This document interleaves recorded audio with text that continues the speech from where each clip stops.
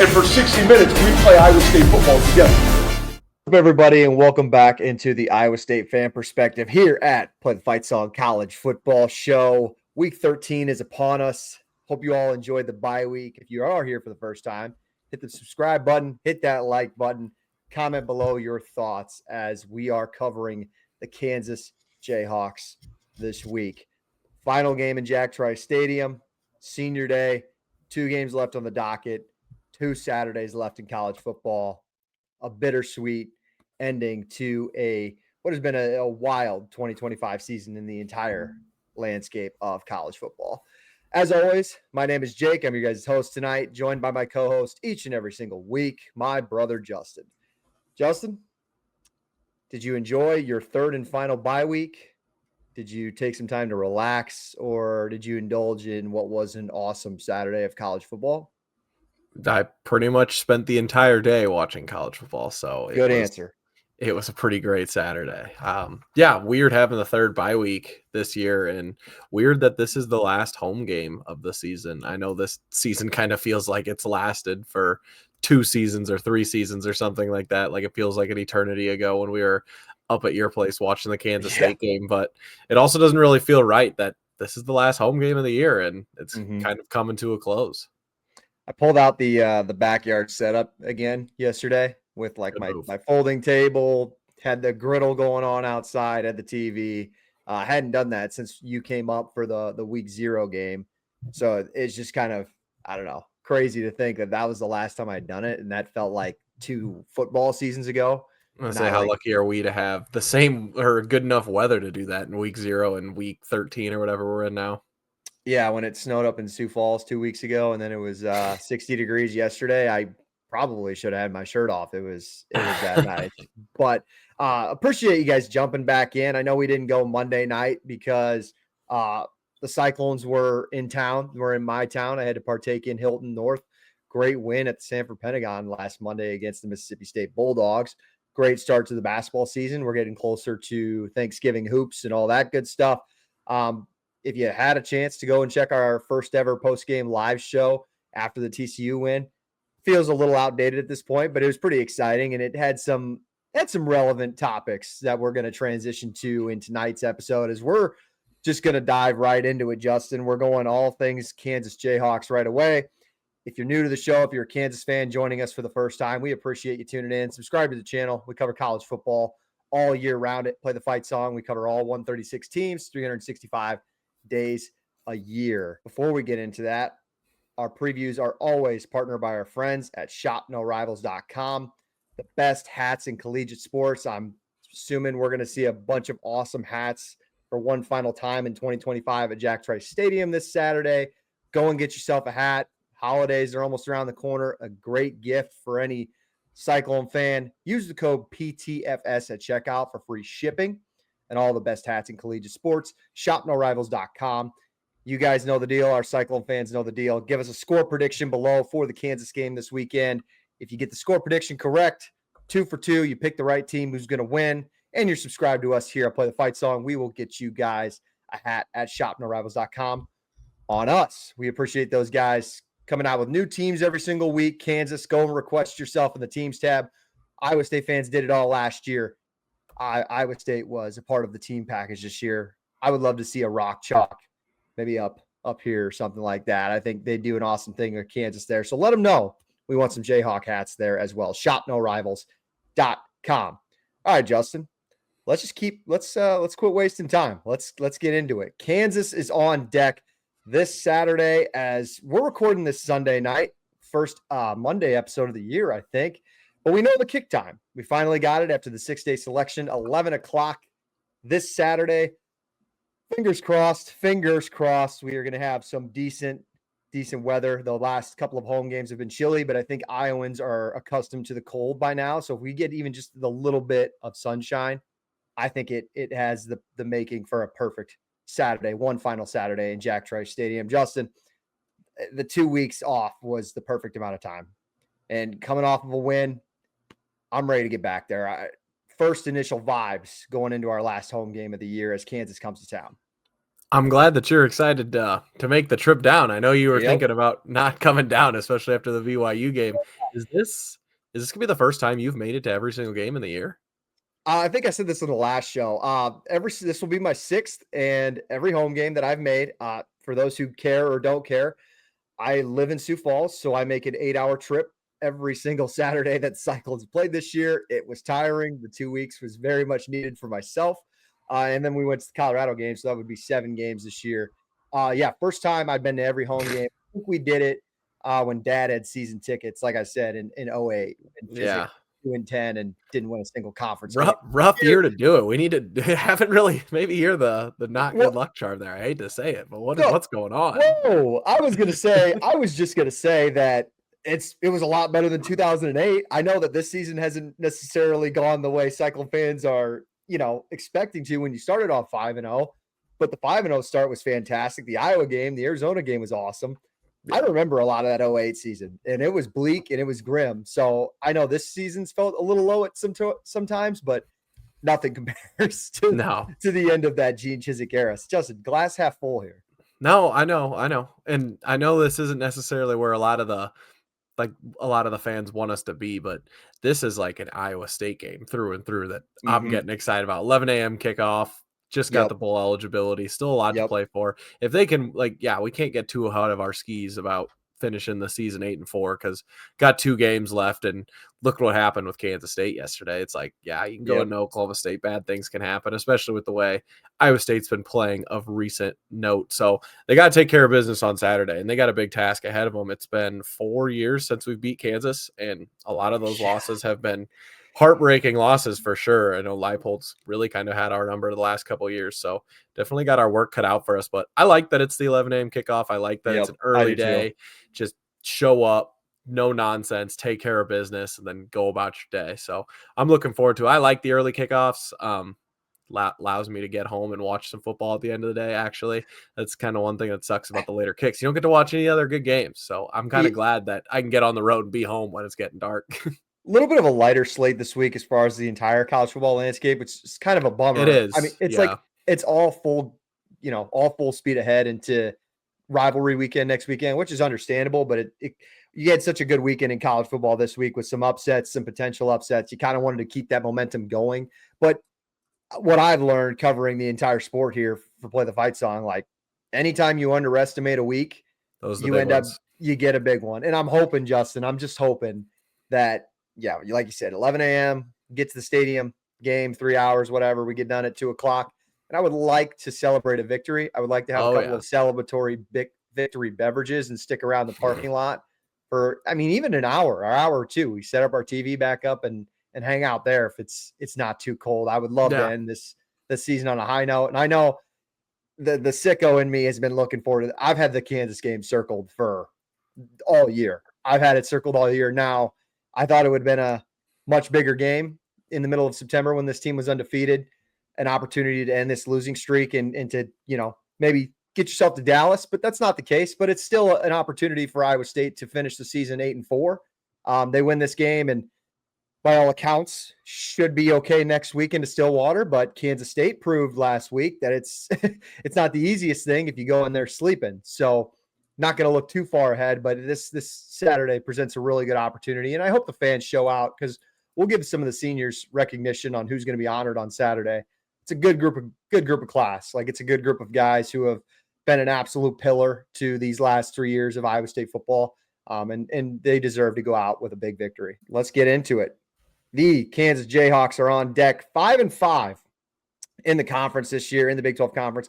It's interesting to kind of get the vibe, and Kansas fans can let us know in the comments. Like, to be honest, if you haven't moved to basketball season already, which I think a good majority of them have, it's been I would say a disappointing season for them. High expectations. You got a fifth-year quarterback in Jalen Daniels who comes back for another season. You finally get a real full season of Jalen Daniels. Really he's been at his best for the majority of this year, but just some weird bounces have just not gone their way. They got killed by rival Kansas State at home. They got killed by Tech. Their lone wins come from West Virginia, Oklahoma State, and UCF. And you got to think that kind of leaves them a little sour taste in their mouth. It feels like this Iowa State game for them is their last hope to get that 6th win and get back to a bowl game. They missed a bowl last year. I think they would be happy with a bowl appearance this year. So I think a win for Kansas would, I'm not saying make the season, but it would definitely kind of be an Iowa State similar situation. Like if they get this win on Saturday, you can end things on a good note for 2025, because I'm sorry, like West Virginia without that was West Virginia, really bad West Virginia earlier in the year. We already know Oklahoma State, and then you beat a bad UCF team. They don't really have any fun wins on their schedule this year. They lost to rival Missouri too. Like it's like, yeah, like we haven't really had a chance to enjoy any wins. So I think this one would be big for Kansas on Saturday. Yeah, it's been a really weird season for this team, especially since they haven't really been like shooting themselves in the foot really much this year. And they've been in a lot of the games they've been playing. I mean, if you look at Jalen Daniels' stats, he's thrown 1 interception in Big 12 play this year. I think if you would have told people that before the season started, like a lot of people would have been placing Kansas to make Big 12 championship bets. Yep. They were already kind of a sleeper team in the conference, like a hot team, which that's always kind of been the case with that. They always said Daniels is healthy, like this team's dangerous, which that's the weirdest thing because he's played all season and he's taken care of the ball too. And they still haven't really been able to get it done. So like you said, they still have a lot to play this year. Been a weird year. They want to go out and get on a good note before the end of the year. And coming out of a bye, this is a really dangerous team for Iowa State. Yeah, that's also a good point there. Both teams are coming off of a bye. How do they both respond really going into this? They lost to Cincinnati and Arizona by a combined 7 points. So if you're an Iowa State fan who doesn't know much about Kansas, you just look at the records and be like, yeah, we got this one in the bag. I think Iowa State fans are a lot smarter than that. But if you do feel that way, you're clearly mistaken. The spread, we'll get to that. It's going to be narrowly close. I mean, this team has been in a lot of football games, and this is a good football team when they're playing at their best. And it's gone toe-to-toe with some of the best in the conference. So Saturday has the making for really a really good football game, and that's why I am really excited for this one. If you guys have never tuned into us before, what we'll go over, players to watch, keys to the game, and then Justin and I will do our predictions at the end. So let's get into it, Justin. You take care of the offense for us. Who are some players to highlight on this high-flying Lance Leipold Kansas Jayhawk offense? Yeah, I mean, anybody who watches Iowa State football, I mean, they're familiar with Jalen Daniels at this point. He's got, I mean, does he have 3 wins against Iowa State or just 2? I think 2, because he beat Hunter Deckers. Jason Bean played in the home game the last time they were at Iowa State, and then he played, I mean, really well last year. We'll go over those stats at the end. Okay. So, yeah, I mean, he's been around for 4 or 5 years and been one of the most productive quarterbacks in the conference when he has been around and has been playing. But that's kind of been his knock, as he hasn't been able to stay healthy for a full season. But this year's been different. And this year he's taking care of the ball. I mean, he's at 2,100 yards on the season, completing 65% of his throws. And he's got a 21-3 touchdown to interception ratio. So, I mean, a pretty great season on all accounts, but you've got to find something in there as to why this team isn't really clicking and why this team has been winning games. One of the big stats to point out for me is he's taken 17 sacks this year, which has really kind of killed a lot of their offensive drives. And when they have been taking sacks, they're one of the worst teams in the country on third down conversion rate. I mean, we think Iowa State's pretty bad. Kansas ranked 105th in the country in third down conversion rate. We're 103rd. So two teams that have had really like weird seasons. And I know Rocco kind of got away with some of the picks there in the last couple of games, but it's those winning plays on third downs, which both of these teams have really struggled with. But when the offense is clicking, they're still a really dangerous team.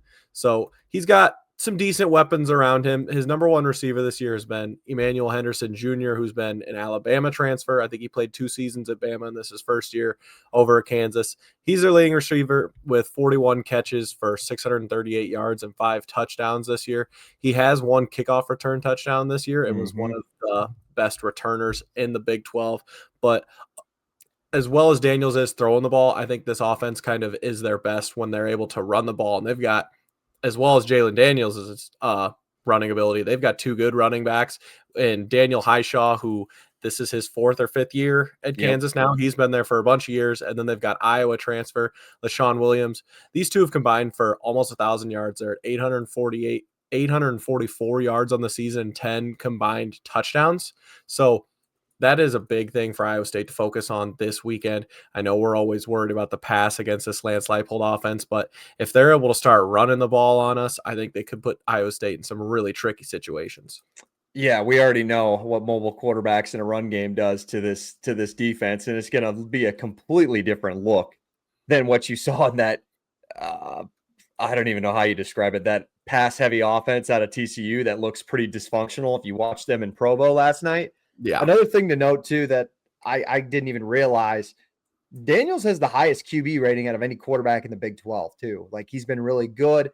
He leads the team in carries. He's got 102 carries. So like, you look at the stats between Highshaw and Williams, and they're like, I mean, I think like 15th and 16th in the league in rush yards, but their quarterback leads the team in carries. Like, they have 3 guys they really trust to run the football. So I don't necessarily look at Williams and Highshaw's numbers and be like, those aren't 2 good running backs. Iowa State will be fine. No, they go at you in a few different ways. So I think it's really something to know with that offense. And Lance Leipold knows how to scheme against Iowa State. So that is something to keep an eye out for. Anything else I missed on this offense? No, not really. That's what I was going to touch on. They got a lot of different ways they can beat you, and that's been the biggest thing. Something we didn't really touch on, I don't think, enough in the Arizona State game, as much crap that we gave Jeff Sims. Those mobile quarterbacks still giving this 3-3-5 defense some trouble, and something that they're going to have to look out for on Saturday. Absolutely. I'll flip it to the defense here quickly. Just a weird defense. We'll kind of break the stats down when we get into keys of the game and some of the prediction stuff, but a couple of players to highlight for them. It starts the linebacking core. Trey Lathan, linebacker, West Virginia transfer from last year. Him and Trotter, I couldn't remember his name, who plays in Missouri now. Those two were West Virginia's best linebackers a year ago, and Lathan has been really, really good for Kansas this year. 69 tackles, nice. On the year, that leads the team in tackles. And then when it goes to that, the secondary is, I want to say, a little bit hit or miss, but they got one of the better safeties in the league that kind of gets under the radar. It's Oklahoma State transfer, Larique Rawls. Really, really good. 57 tackles. He's second on the team in tackles this year. 7 pass breakups. That's the most among any safeties in the Big 12. So while the corners are, I think they're fine for Kansas, Rawls has been really good on the back end, and that's a dude who can make a ton of tackles and disrupt some things for that Kansas defense. You look at a guy like, I think it's Bengola Kamara, the South Carolina transfer has been good for them at linebacker. They got some pieces kind of in the back end of their defense that really get after it. The defensive line it's hit or miss.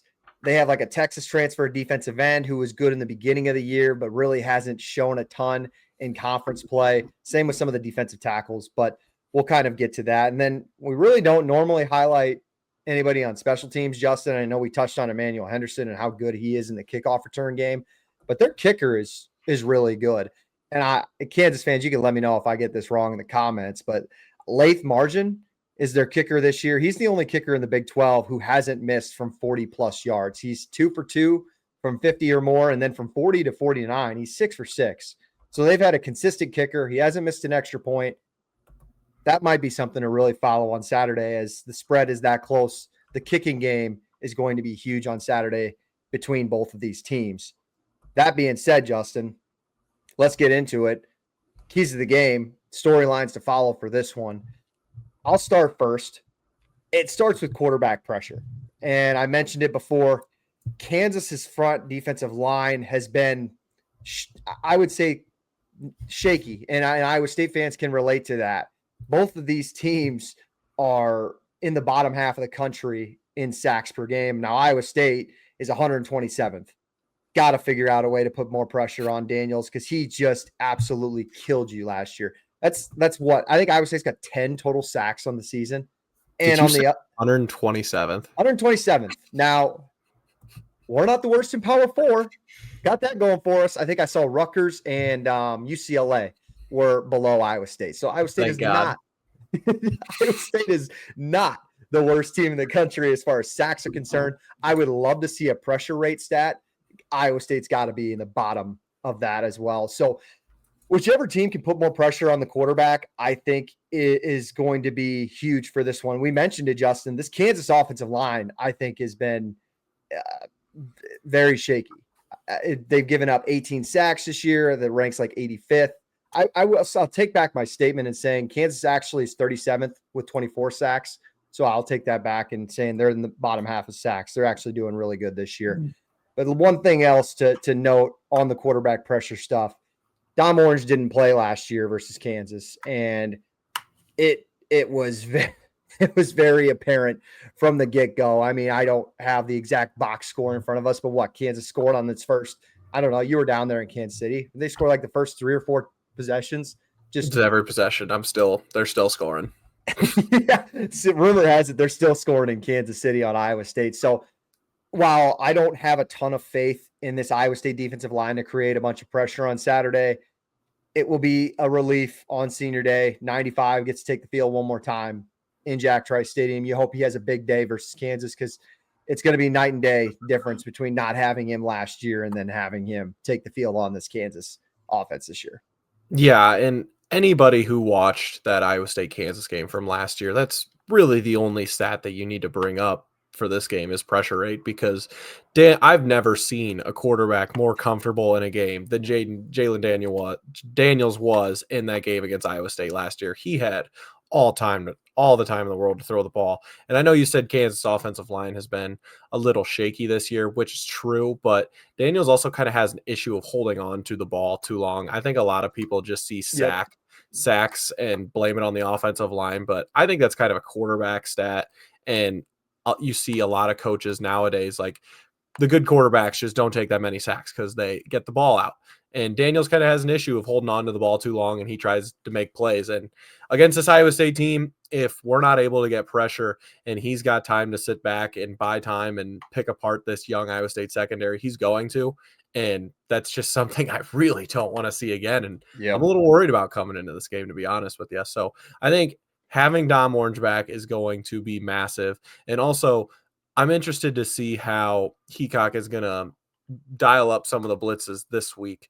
I know the last couple of weeks they've been doing it a lot, and last week against 2 weeks ago now against TCU, it worked a lot better just because their quarterback's not as mobile. He wasn't really buying time and able to buy himself any time like Jeff Sims. I know, like we talked about after the Arizona State game, maybe just getting another week of throwing in some of these blitz packages. Iowa State was going to things and get better, which I think they did against TCU. So hopefully they take another jump this week coming off of a bye where they've schemed up some ways to get quicker pressure, because even when we were pressuring Arizona State, Jeff Sims was able to buy time and kind of wiggle his way through there and make big plays. So that's something that we can't allow Daniels to do this weekend. And Daniels is a much better passer too than Jeff Sims.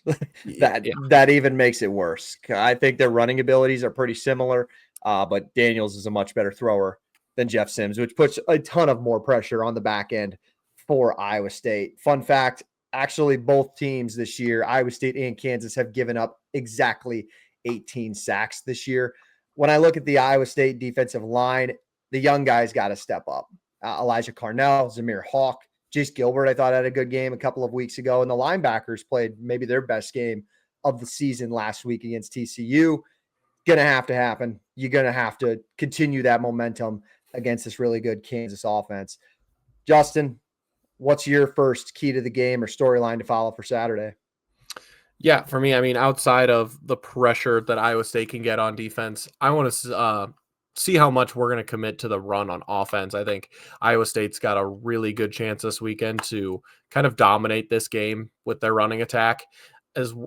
We've talked about the sacks and some of the issues that have plagued Kansas on offense, but this Kansas defense has been really lackluster in a lot of their games. They've been susceptible to the pass, but I think kind of their biggest Achilles heel is they can't stop the run.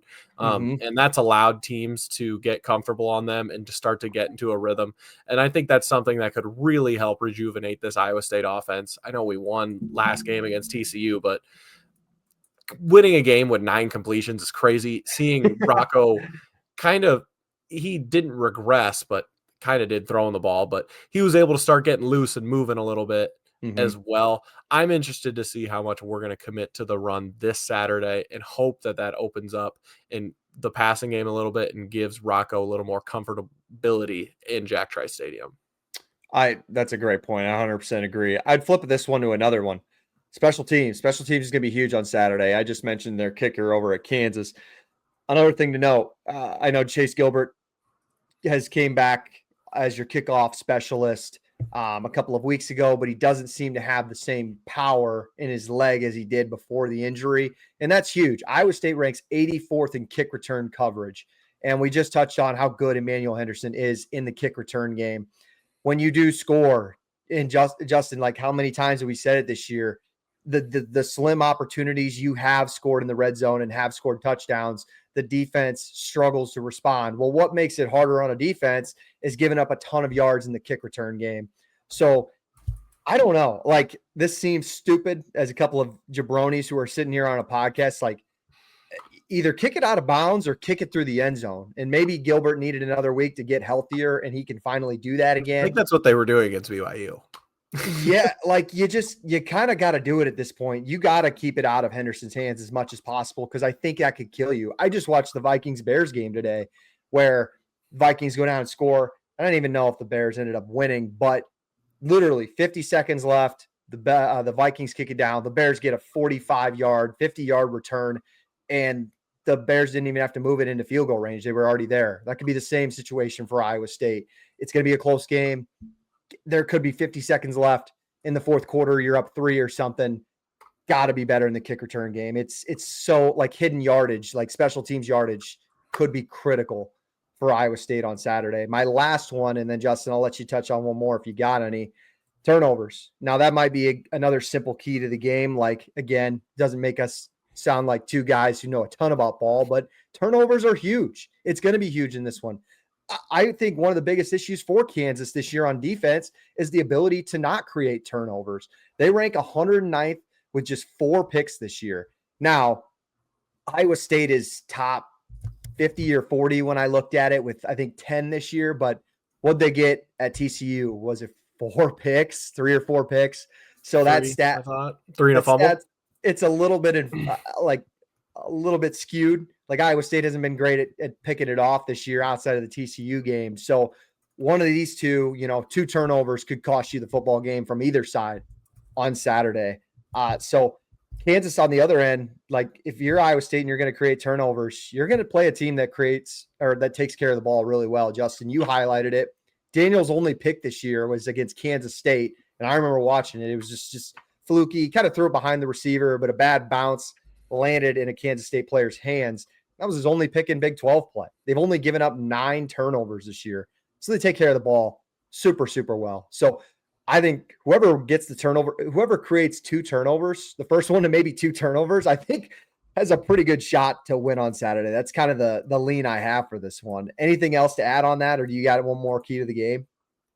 Yeah, these 2 teams are honestly really similar this year. And if you look at their statistical profile, they're extremely similar. So it is. If there's going to be turnover margin one way or the other, that team is probably going to lose. And I mean, another blatantly obviously stat to point out, it's going to be red zone efficiency. I think both of these every week. Both of these offenses are going to be able to move the ball. I think as good as Iowa State's defense looked against TCU, the way that Daniels is able to move and the different pieces that they have, if he takes care of the ball, like they're going to have some success against Iowa State. It's just how good can we be in the red zone? And that's kind of what the 3-3-5 defense was made to do. And I mean, the last couple of years, Kansas has really been able to take advantage of us that way, which I think if we can limit the shot plays, which Kansas has done really well against Iowa State the last couple of years, I think that'll bode for us really well because I think our defense can have success in the red zone against this Kansas offense. And I mean, back to us, I think this Kansas defense has a lot of flaws. I think we're going to be able to move the ball, especially on the ground. But is anyone going to step up in the pass game? Like, are we going to be able to take advantage of red zone opportunities? Both of these teams rank 96th for Iowa State, 89th for Kansas in red zone efficiency. So I think both these teams are going to be able to get down there, but who's going to be able to capitalize and get touchdowns? That's a great stat to finish this one on. Let's move on to predictions. Our last segment of the night. before we get to the predictions, again, comment below your score prediction. Who's going to win on Saturday? Go 2 for 2, and you're subscribed to us here at Play the Fight Song. We will get you guys a hat at shopnorivals.com. Go and check them out. Use the code PTFS at checkout for free shipping. Also got to give a shout out to our other partner on this show. Guys, November football always means it's going to be a little bit chilly in the Midwest. Scan that QR code if you're watching us here on YouTube. Go check out our friends at Frost Buddy, the best drinkware in all of collegiate sports. frostbuddy.com/PTFS, and let us know that you sent them. And I think they got Kansas. They got everybody. They got over like 80 plus teams. They got universal koozies. They got cups. You guys name it. Iowa State has a koozie in red and gold, cardinal and gold, and an awesome black koozie. So go and check them out. Justin, I know you said it last week. You like your beer cold and your hands warm. That's definitely going to be essential for us when we get there at 7:00 Saturday morning and the sun hasn't risen yet. And it's probably still sitting there at 35 degrees or something chilly like that. So frostbuddy.com/PTFS. Appreciate those guys as well. All right, let's do it. Prediction time. Cyclones, 11 o'clock kick on Saturday on Fox Sports 1. They take on the Kansas Jayhawks, looking to snap the 3-game losing streak. If you guys remember the disaster that was in Kansas City last year, Iowa State lost the last matchup to Kansas 36-45. Iowa State hasn't beat Lance Leipold since his first year in Lawrence, and they crushed him on Brock Purdy's senior year. Till that point, when Kansas has gone on this 3-game winning streak, Iowa State had won 7 in a row up till that point. And now they can't seem to get the monkey off their back in the Kansas Jayhawks. Last year in Kansas City, Daniels had 295 yards just on 12 completions. Another thing to note on the Kansas side of things, it's going to be nice not to see Devin Neal in the backfield this year. He had 18 carries for 116 yards last year. Man, he was just running like his hair was on fire those last 3, 4, 5 games of the season. He was playing like the best running back in the Big 12. So Iowa State fans will surely not miss Devin Neal on Saturday. The last 2 matchups, if you guys remember, Iowa State lost 28-21 in that one in Jack Trice Stadium with Jason Bean at quarterback. Iowa State had won. That one was so crushing. Man, would they win 4 in a row going up to that point? And then I think they were favored in that one, and Kansas just came out with a couple of big plays and beat Iowa State that day. Kansas has averaged over 6 yards per play the last 2 games versus Iowa State. So the recipe is out for Lance Leipold in that offense. They have figured out how to attack this Iowa State defense. Can Iowa State change the narrative on Saturday? Justin, I'll start with you. Do they figure it out? What is your prediction for Saturday's game? Line's at 4 right now as we do this on Sunday night. Line is at 3.5. Well, now it keeps moving down because it's 4.5 this morning. Iowa State's still favored. I see it even maybe being 3, 2.5 at kickoff, just almost like a damn near a pick 'em. Over-unders at 56.5. So Vegas thinks there'll be some points in this one.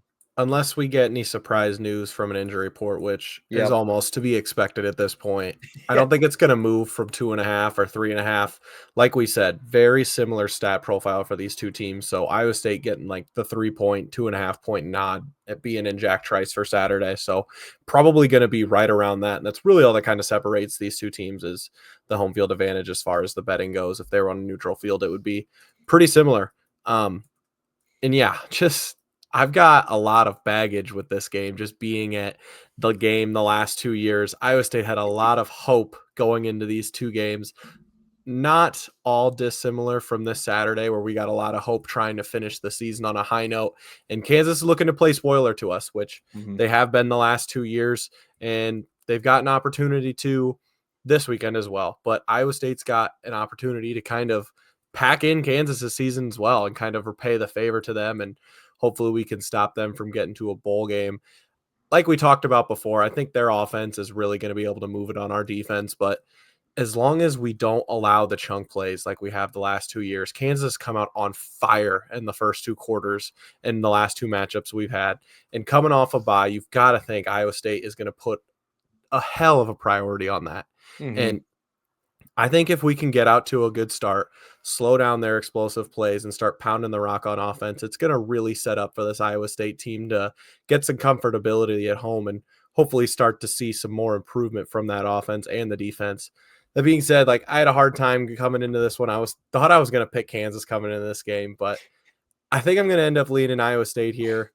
Something close. Like I said, I think these are two really close teams, so it's going to be a hard-fought day, Jack Trice, but give me Iowa State 28-27. I love it. That's somewhere where I'm leaning as well. That would be just half a point leaning towards the under if those who are at home Oh, I didn't even know that. care to note that. So good score predictions there. You're pretty on par with Usually that Vegas. means it's going to be wrong, though. Yeah, we should for Kansas fans, lucky for you, Justin and I are probably like 1-3 or 1-4 in our last 4 or 5 predictions here. It hasn't been good. It hasn't been good. We predicted a loss to TCU. Iowa State got the victory. We predicted wins against Arizona State. Arizona State came out on top. So, well, yeah, I mean, neither of us had us losing any of the 4 games that we lost. So it's just funny. I had BYU, I guess. That was my one. Oh yeah, I did too. That was my one win. So, just it is like it has been so hard to read what this Iowa State team has been the last month and a half, and that's what makes this game very interesting. That's what makes this game pretty exciting is like, how does Iowa State respond in this situation? One final game at home, you're playing for a great senior class. You want to go out on top of the victory. Kansas still has a bunch to play for. They're going to play hard. Justin, it's funny. You said 28-27, man. I was right there with you. I'll go 30-28 Iowa State, just slightly over the total there, man. But when I say that, it wouldn't surprise me if Iowa State struggles on offense again and struggles to get to 30 points. We know this team can move the football. Like that has not been an issue in this losing streak. The issue has been finishing drives and executing. And can they figure it out one more time in Jack Trice Stadium to give these fans something to cheer for and something to be excited about? Got to wait and see. Kansas is really good at pressuring the quarterback. They've got a ton of sacks this year. It hasn't come recently, so maybe that gives me some positivity for this Iowa State offensive line that's played really well this year. But I feel better not seeing Devin Neal out there.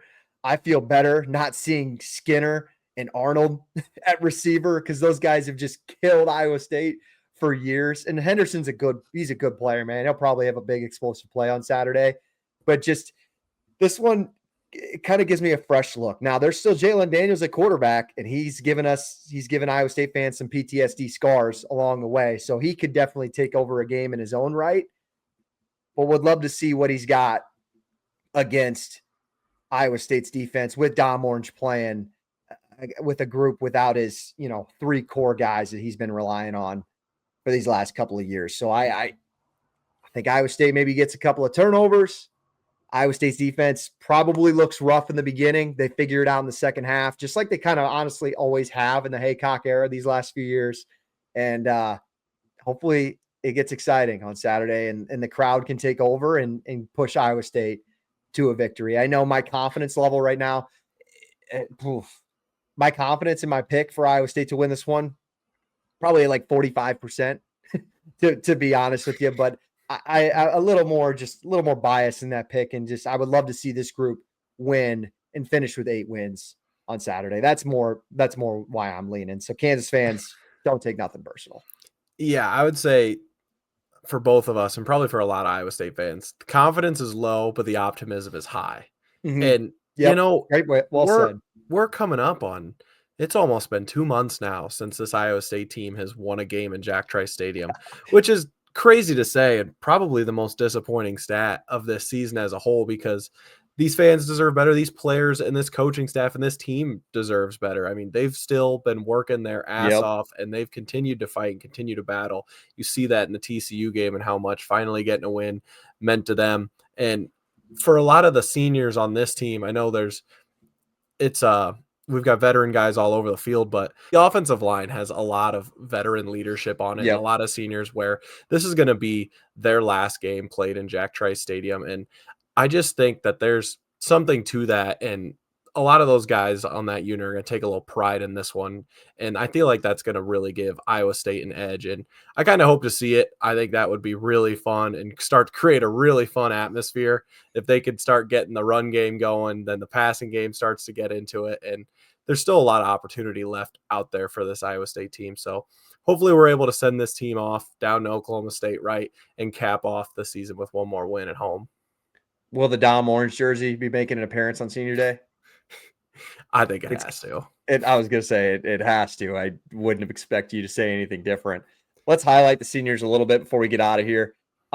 Senior Day recognition, from what I gathered, and comment below, Iowa State fans, if I missed anybody, but obviously Dom will be there on Saturday. I guess I just highlighted like guys in the 2 deep that are graduating this year. Dom Orange, you mentioned the offensive line, Justin. Tyler Miller, James Neal, Jim Boniface, Dylan Barrett, 4 dudes who have been really good for this program the last 2, even the last 3 years. A lot of skill guys come back next year, but this is an offensive line group that deserves a really good showing as far as the fan base is concerned on Saturday, because, man, the offensive line has been as good as anything this year, and those guys deserve it. Caleb Bacon, Zach Lovett, Jeremiah Cooper. Now, you could maybe put Coop as an asterisk, because I think he could still retain his medical red shirt, but you got to imagine he's going to walk out there on Saturday either way. Just an awesome Cyclone who deserves a lot of love for a great career that he's had, regardless if he comes back or not. So those were the seniors I highlighted. Again, good class. I'm excited to do it. Excited to see these guys play one more time on Saturday in Ames. So, Justin, that's all we got. We got 2-0 for Iowa State, 30-28 for myself, 28-27 for you. And let's hope we're both right in the win column. Any more closing thoughts before we get out of here tonight? And I see you in Ames on Saturday. No, don't think so. Already got the alarm set for Saturday. Got to get into the stadium early, so that means we're going to have to get to the stadium just a little bit earlier. Yeah, well, what's the timetable? What's the schedule look like for Saturday, since we're just sitting around here? There's no excuse for us to not be at the stadium by 7 a.m. I agree.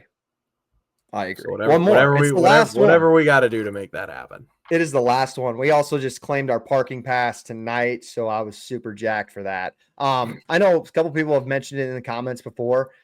Lot C5, you can find Justin and I both there on Saturday. Stop by, say hello. We've had an awesome group of guys who tune into us every single week, and Justin and I, we truly appreciate it. This is now full season number 2, doing these season previews here on the Iowa State Fan Perspective, and just the audience that we've gathered along this far.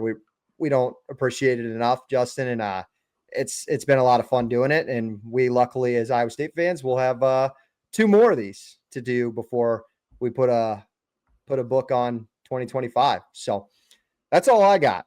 We appreciate you guys tuning in. We will see you all. Let's I know maybe sellout's a little bit extreme, but let's pack the Jack one more time Saturday morning, 11 o'clock. Sell it out. Okay. Justin's feeling optimistic. Give your friends your tickets. We want to see everybody there. My name is Jake. That's my brother, Justin. We will see you guys back here. As always, win or lose, we're still here. You know how we send it out each and every single week. Go Cyclones.